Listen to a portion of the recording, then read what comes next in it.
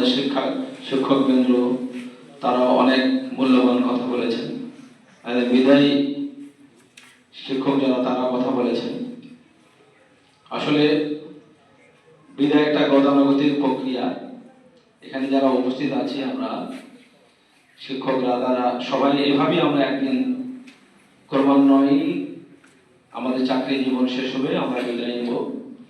এবং তোমরা যারা এখানে বসে আছো আমরা দোয়া করি যাতে তোমরাও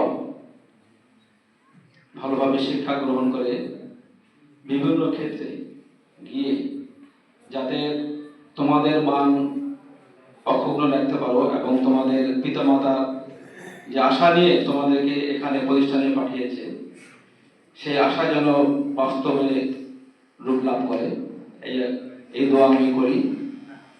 আর আমার মনে হয় এই দু একদিন আগে অভিভাবক সমাবেশ হয়েছে এখানে আমাদের এই প্রতিষ্ঠানে, এবং আমি একথা বলতে চাই যে আমাদের অধ্যক্ষ মহোদয় কিন্তু অক্লান্ত পরিশ্রম করছেন, একটি ভূমিকা রাখেন এবং সেটার মাধ্যম হলো শিক্ষার্থী ভাই বোনেরা।